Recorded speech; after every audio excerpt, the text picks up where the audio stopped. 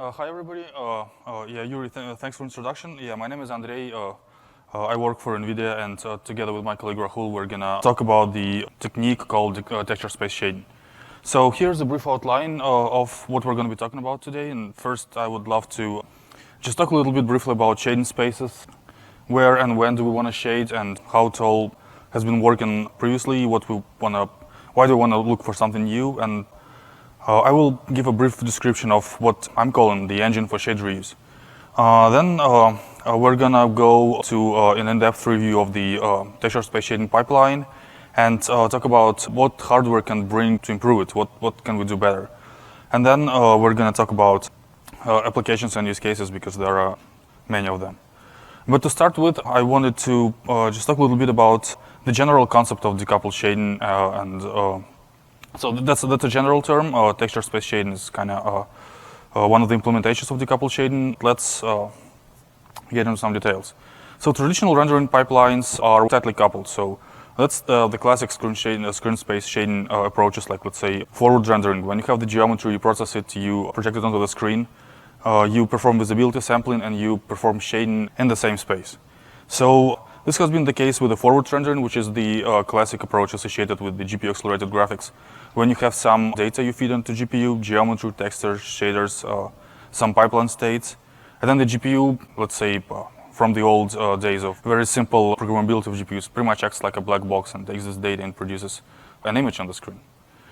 Now, the biggest thing to note about this the forward render is that you shade as you render, and we have this single pass, a single pipeline that performs shades as soon as you render the geometry on the screen. And shading space in this case is equal to sampling space. And now actually the first notion of decoupling shading from visibility appeared when MSA was invented for forward rendering. Because in this case you would sample visibility on a rate different from the rate you shade in. So that was the first notion of decoupling. Then deferred shading appeared, and it is big these days. The idea is really simple. You have the gbuffer slices, which are screen space slices that contain attributes required to perform shading, and then you use those slices to do shading in a separate pass. In this case of deferred shading, the shading is also done in screen space. However, visibility is decoupled from shading, so they are now done in different passes, and the decoupling goes even further here. But all the contemporary approaches operate on the screen space. The shading is performed on the screen space, and actually some areas we can do better. I mean, if we look at the shading we perform, we actually don't need to shade every pixel, every frame. Let's say some data, some parts of lighting equation that have lower frequency, maybe GI or light maps, can be reused from previous frames. So you don't have to render them each single frame. Or let's say in the VR case, in the stereo case, we can reuse shades from one eye on the other eye, and because you don't have to shade twice for both eyes, because it's going to be mostly the same shading. The second observation is that shading once per pixel can be excessive in many cases. Let's say if we have depth of field or motion blur on, the actual shading rate that we can perceive is lower than the per pixel shading rate. The same happens with foveated and lens matched rendering. We won't be able to adjust the shading rate per different regions of the screen, because not all the regions of the screen have to be shaded with a per pixel quality. So we want to be able to control that as well. And this is when the texture space shading comes in handy. So the idea is to have your visibility sampling performed in screen space, but then move to some other space, which in our case is going to be texture space, to perform the actual shading. And then have a separate pass which is going to resample the results of shading back onto the screen. So texture space shading allows us to actually use the textures that we generate ourselves to store shades, and reuse them. And if we need to, by introducing a LED bias, control the shading rate. So now actually let me show you how it works, because the pipeline it's not really complicated, but it has some details that I would like to talk about, and I would also like to show how Turing features fit in, what do they bring to the pipeline. So, I mean, the general idea behind texture space shading can be just described with these 3 bullet points. We want to identify what texels to shade these texels, and then resample them on the screen, apply them to our final image. Sounds simple, but let me show you how it actually works. So let's start with the screen space. And we have some pixels here, and render some geometry. In this case, I'm just showing a simple texture map triangle. In the UV space, it's going to look like this, and of course, our UV space is going to be bigger than that. What we want to do in this first step is we want to, for every pixel on the screen, we want to find out what texels are being touched by this pixel, what texels contribute to shading this pixel. So let's say for this pixel on the screen, if we do a bilinear texture fetch, the following bilinear quad is going to be touched. So let's take a look at this quad, and let me introduce a term, shade request. So this quad of texels that is being touched by the pixel is what we're going to call a shade request, and this is going to be an atomic piece of data that texture space shading pipeline operates with. It can be various sizes. I mean, it's up to you to decide. I would say the minimal size is 2 by 2 because it doesn't make sense to go lower than a bilinear footprint. But I mean, it's up to you to decide what you want to make it to. Okay, 4 by 4, maybe 8 by 8. It depends on your applications and what would you find more efficient. But the main thing is that this is an atomic piece of data. It's a minimal set that texture space shading pipeline operates with. So what we want to do with those shade requests is we want to use them to produce the shading work. And we want to create a shading queue, a queue of shade requests, which is going to be just the append buffer, and collect all the shade requests into this buffer to process them later. One observation here is that this pixel that I highlighted touches this particular bilinear footprint. However, this pixel touches it as well, and I mean, this pixel also takes texture data from the same bilinear footprint. Now, if we just submit shade requests from all these pixels naively, we're going to introduce duplicates, which is obviously not a good thing to do because it's going to introduce some excessive work, that the work is going to be redundant. So we need to make sure that our shading queue doesn't have any duplicates, which means each shade request meets only once in the queue. And to do this, we will have an additional data structure. It's going to have just 1 bit per each shade request in the original texture. And if the bit is set, it means that the shade request has already been accounted for. We're going to call it the status bit surface. So here's a brief description of this. So this is a tightly packed 2D texture. It shares the same parameterization as our decoupled textures. And in my samples and demos, I'm using R32 unit unsigned int format. And each bit in this texture corresponds to a shade request in the decoupled texture. And if the bit is set, the shade request is in the queue already, so we don't need to reintroduce it to the queue. We use bitwise atomic operations to query and shade request status. So another problem, I mean, it's actually a really important thing, is how do we determine what texels are being touched by a pixel? So I have shown you the simple example of bilinear texture fetch that touches this bilinear footprint. However, if we do an anisotropic texture fetch, the footprint that is used to calculate the color of the pixel is going to be different. It's going to be more complicated. And I mentioned the word footprint for a reason. So how can we make the process of identifying what texels are being touched by texture fetch, how we can make it more robust? And this is how we came with the idea of a new hardware feature in Turing that is going to be actually returning a texture footprint in the shader. I mean, it's actually sounds natural to do because the texture unit inside itself knows what texels to touch, what data to take in order to calculate the final color. So we just wanted to expose this data to a user through an API. That's how we came up with the texture footprint idea. There are multiple ways of returning the texture footprint, and some of them don't just make sense. Let's say you could have just returned a set of coordinates in the texture space, but what you're going to do with them? It's not really a compact way of representing data, and it can be of varying size, so it's not really obvious what to do with it. So instead, we decided to go with a bit mask. It is a really compact representation. It's a sufficient representation of a texture footprint, and from the API point of view, from the shader point of view, the texture footprint looks like a regular texture fetch instruction. You supply the texture, the sampler, texture coordinates, offsets if you need to. However, instead of color, it just returns this bit mask. It's a 64-bit mask, and the number 64 was also picked up by reason because it's really convenient. It can be used as an 8x8 bit mask in 2D texture or 4x4x4 bit mask for 3D texture. What's important is this bit mask is aligned to texture. I put an asterisk here because it's not always the case, but in 99% of the cases it's going to be aligned, and this is the case I'm going to be describing today. And it's also important to know that each bit in the footprint return is not corresponding to a texel, it's corresponding to a group of texels. And it's actually a programmable granularity. So we can ask the footprint to return a bit per 2x2 texels, which is a bilinear footprint. 4x2, 4x4, it's up to user to decide. For simplicity, for this presentation, I'm going to be assuming that texture footprint returns 1 bit per 2x2 for a quad of texels. So when I mentioned that the texture footprint is aligned, it actually means the following. So if we represent our texture and status bit surface as a set of 8x8 tiles, the texture footprint returned for the texture fetch on this texture is going to be aligned to one of those tiles. So this is really convenient because, in fact, if you treat those bit masks as just unsigned int64 values, you can use bitwise atomic operations to just use the texture footprints directly and update status bit surface. So it just makes the whole process of maintaining the status bit surface easy and more natural. So along with the bit mask, texture footprint returns you the coordinates of the tile that you want to update in the status bit surface, the coordinates of the tile in your original texture. And you just use atomic operations, atomic bitwise operations, to update the bit mask. Now there is one more aspect to collect and shade requests. And now we know what texels are being touched by each pixel, but the thing is, our hardware operates on groups of threads we call warps. Each warp is 32 threads.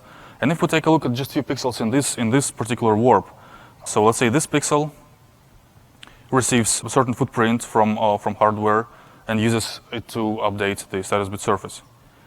Now the next pixel is going to receive the same footprint and is going to use one more atomic operation just to make sure that the bit has already been set and nothing has to be done here. The next pixel is going to receive a different footprint mask, but this footprint mask is going to land into the same tile that the previous two went. So we have just issued 3 atomic operations into a single tile, and 2 of them were operating on the same bit mask. And that's a bit of a load. So it actually creates, if we just extrapolate this simple example onto an entire warp, it creates a certain pressure on atomic operations. We're going to be issuing a lot of them. They're going to be colliding a lot, and they're going to be producing a lot of traffic on the atomic pipeline. So we need to find a way to issue less atomics. And to do this, ideally what we want to do is for these 3 pixels and for many other pixels in the warp, we just want to have a combined bit mask, texture footprint bit mask, and issue a single atomic operation to update the status bit surface. To do this, we want to do the following. We want to find threads in a warp that operate on the same 8x8 tile, which means the texture footprints return the same tile coordinates. Then I want to merge the footprint bit masks and just issue a single atomic operation for this group of threads. To do this, we're introducing new warp-wide atomic operations, and the first one of them is called match any. So match any takes an arbitrary value from all the threads in the warp, and in my simplified example, I have 8 threads here, and it returns a bit mask where each bit is set for the threads that have the same value. So in my simple example here, I have threads addressing different tiles. Threads number 0, 1, 3, and 6 are all using updating the same tile number 1. Threads 2, 4, and 7 are all updating the tile number 2, and there's just one thread, number 5, that is working with tile number 3.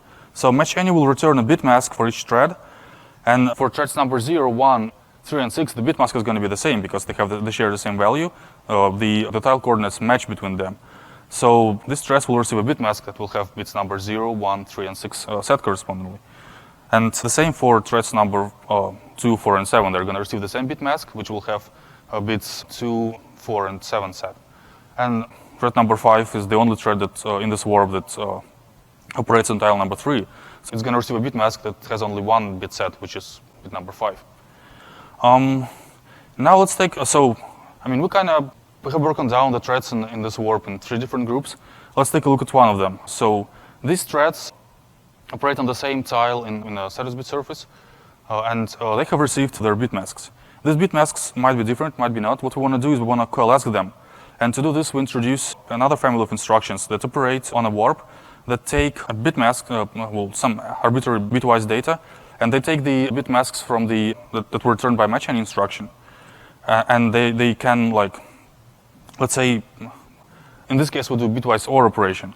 It takes data from only the threads that have a bit set in the mask, and takes the footprint masks from those threads and issue bitwise OR operation only for these threads. And then each thread receives the coalesced result. And now we just want to elect a single thread. Let's say in my case it's going to be the very first thread in the group, to issue just one atomic to global memory and update the status bit surface. So instead of, in this example, instead of issuing 4 atomics, we're going to be doing just 1 atomic operation. And in general, I mean, based on our experiments, it greatly reduces the atomic pressure and improves performance significantly. All right, now we know how to effectively build the workload for the texture space shading. We know how to build a shading queue without introducing duplicates and how to do this efficiently. Now we actually have to perform the shading. And if we take a look at the shading queue, it actually contains very simple pieces of data. Shade requests, it is pretty much the coordinates of the shade request in use space, LOD level that the shade request lands to, and material ID. And obviously this information is not enough to shade texels. And if you compare our decoupled shader to pixel shader receives way more information. Precisely, it receives the information about geometry attributes, vertex attributes, world position, normal, text coordinates, and they're also interpolated by the hardware. And we don't have it in decoupled shading because we're just running the compute kernel, and all we have as an input is our shade request queue. So to fix that, we need to introduce one more data structure. We need to find a way to map back from UV space to geometry. To do this, we just introduce the thing called triangle ID. It's one more texture that has the same parameterization as our texture space, decoupled texture. And each texel of this texture just contains the ID of the triangle this texture corresponds to. So we can use these IDs to go into the index buffer and then fetch the vertex attributes that are being used by this triangle. We also have to manually calculate barycentric coordinates and perform interpolation of attributes by ourselves in the texture space shader because there is no hardware to do this for us in compute. So there's one more thing that pixel shader has that we're missing in compute that we need to perform shading. And as simple as that, it's just a regular texture fetch. The one that you supply the sampler with and the texture coordinates. It's a natural thing just to use this in a pixel shader. It's gonna calculate the MIP levels for you. It's gonna return you the actual color. We just don't have it in compute. We can use sample level. We can use sample gradient compute if we somehow calculate the gradients, but we don't have the simplest texture fetch. Well, right now we do. So one more feature that Turing brings is called compute quads, and it's pretty much used to calculate derivatives in compute. So if we take a look at the shading queue, I have configured my compute kernel to produce 4 threads per each shade request, because shade request is a 2x2 bilinear footprint in my case. So I'm going to have one thread, each thread take its own texel from this bilinear footprint, and compute quads allows you to treat those 4 threads in the same way as you treat a pixel quad, which means it enables derivatives. It enables calculating DDX and DDY using these instructions, and it also enables you using the regular sample texture fetch. So a few more considerations. So I've been talking about texture space shading, but it's really important how we define texture space. It's really crucial to how this approach is going to perform. And the main requirement is that the texture space should be unique. So each triangle should land into its own piece of texture, and texture coordinates, texture space cannot be reused between triangles because otherwise it's going to be introducing artifacts, of course, because we're talking about not just texture, we're talking about shading here. There are several ways to define this parameterization. The most natural one is what we call albedo parameterization. It's pretty much just like the artists apply UV texture mapping onto the geometry with the requirement that it has to be unique. However, it should be authored, so it's up to the artist to decide what the parameterization is going to look like. Other approaches, let's say, and we can use topological parameterization. If we use geometry that is patch-based, we can come up with a parameterization that's going to apply a texture for each patch, and maybe do something like ptex does. And actually, in this case, in the case of topological parameterization, there's another feature in Turing that we call htex, and that's just a tweak in texture parameterization that allows you to place sampling position, texel positions on the edges and corners of the patches. And this is used to be able to share the same texels in between the patches when they connect. All right, so this concludes my pipeline description, and let me give a word to my colleague Rahul to talk about the applications of texture space shading. Hello, good morning, and thank you, Andre, for a wonderful introduction to decoupled shading and all the tools that it comes with. So I'm going to take a step back and see where all these tools can be useful and what sorts of things you could do with these tools in your toolbox. So I'm going to talk about some of the applications where you can use this, and this by no means is a fully comprehensive list of applications. And next to each class of applications, I've tagged them with if it has any perf implications or quality implications, and we'll go from there. So the first one is flexible multi-rate shading. So Jim talked about variable rate shading extensively in the last talk. So screen space shading allows you to shade in different screen space rates. So it could be one every pixel, or it could be once every other pixel, or it could be 4x2 or whatever. But it allows you to shade only in these discrete shading rates. Decoupled shading, because it shades in texture space and you have a knob, LOD, and LOD is a fractional value, you can have smooth, continuous shading rate changes. Also, screen space shading rates, it's very prone to aliasing. But because we are shading in the texture space in case of decoupled, the shaded surface is anchored to the surface, so it moves with the surface. And this is very obvious if you have a very small motion of the underlying object. Also, screen space shading, you have to take some special care when the shading rate changes from, say, 1x1 to 2x2 or something. But here, everything is continuous, so things work great. Next, I'm going to talk a little bit about a class of applications that would benefit if we could crank up the visibility rate a lot. The first and most obvious is deferred shading. We see it used extensively everywhere pretty much these days. But as you all know, MSA doesn't quite work with the deferred shading for a couple of reasons. So number one is it requires a very large G buffer, which scales with the MSA account. And correspondingly, you have to fetch all the samples that you have stored to know if you need to shade at per pixel or per sample. So it has an increased memory bandwidth component to it also. And once you have made that determination, whether it's a per pixel or per sample shading, you need to schedule that work appropriately. But with decoupled, you don't need any of that. All you need, like Andre was alluding to earlier, is the parameters of the texture, the UV, the material ID, and instance ID. Essentially everything that is required to map uniquely into the textile space. And once you do that, your shading samples, number of shading samples is completely independent of your visibility samples. So you can crank up the visibility rate and your shading rate doesn't go up in sync with that. Next, couple of class of applications, motion blur and depth of field. They have been around for a while, and people do all sorts of things to get them working in the real-time setting. But let's see what's going on and how it can show up sometimes as an incorrect result. So current solution is you render the scene from one point of view. Let's say in this case we are looking head-on to a cube which has a green front face and red side faces. And you render the depth also, and you get something like this, right? And then you do another pass where you use depth to calculate circle of confusion, and you get something like this. But is this how it would look if you did a physically accurate simulation of this? If you used ray tracing and samples on lens and everything, you would get something like this. And the reason for this is when you shoot rays from eye or a sensor onto the lens bends the rays, and you can see things that you cannot from a single point of view. So obviously this was a wrong assumption for multiple points of view on the lens. And similar situation happens for motion blur also, because we have visibility at only one instance of time within a frame. What we really want is visibility at each of those instances, and we need to aggregate that somehow. So what would the correct solution be like? Here I've shown motion blur, but essentially the same idea extends to the depth of field also. So here I've shown one triangle at the beginning of frame, or at the beginning of time interval t equal to 0 for frame n, and at the end it's frame n plus 1. And we have these multiple positions as the triangle is moving across the screen.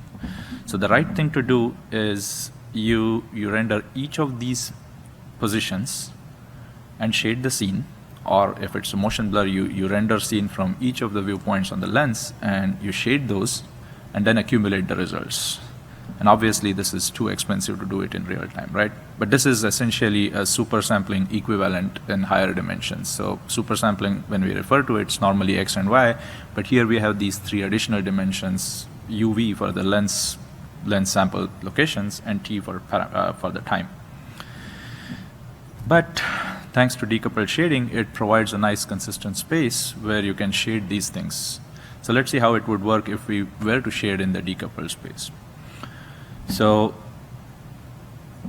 we would shade for each of these visibility samples, but then, sorry, I didn't say it correctly. So we would shade in the decoupled space, and then we would smear that results in all the visibility samples that are covered by a particular primitive. So this is similar to MSA.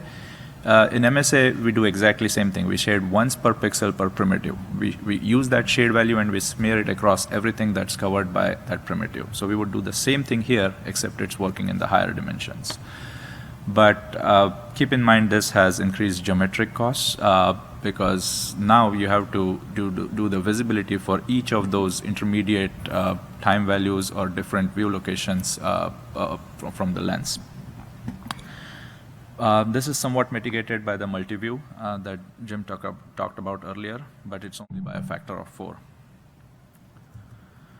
All right, so let's talk about shading reuse and how we can use for decoupled shading. Andre alluded to a couple of times in his talk. For stereo rendering, conventionally you render each view from each of the eye and you shade all of it.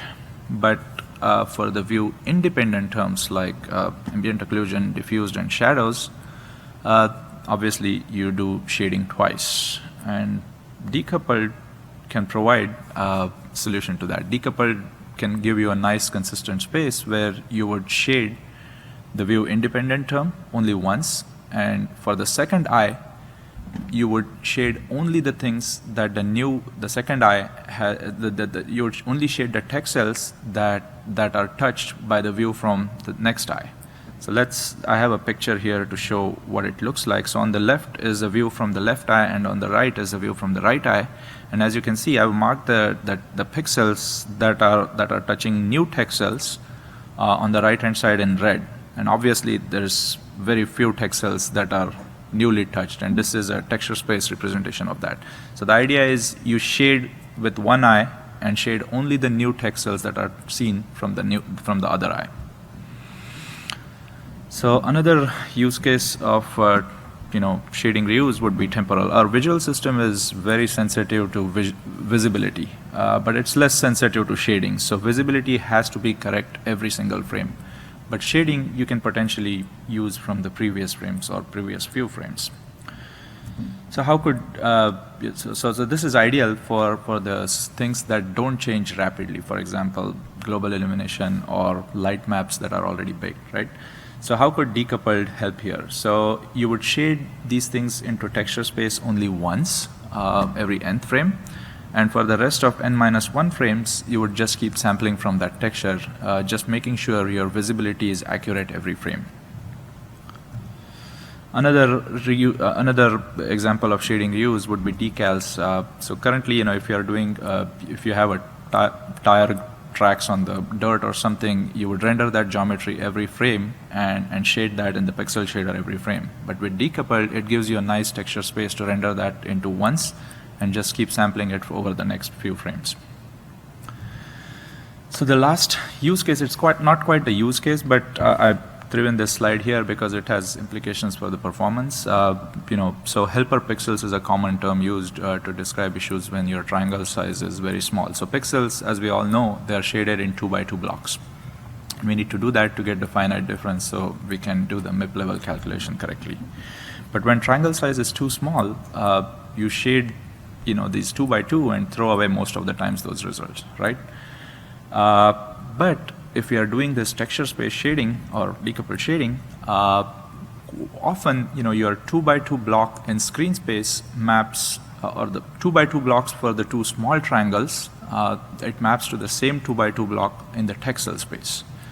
And dedupe, the primitive that Andre talked about, it allows us to deduplicate the request. So essentially we reuse the shading across two triangles when we do that. And that was sort of a quick high-level view of all the use cases where we could use decoupled shading.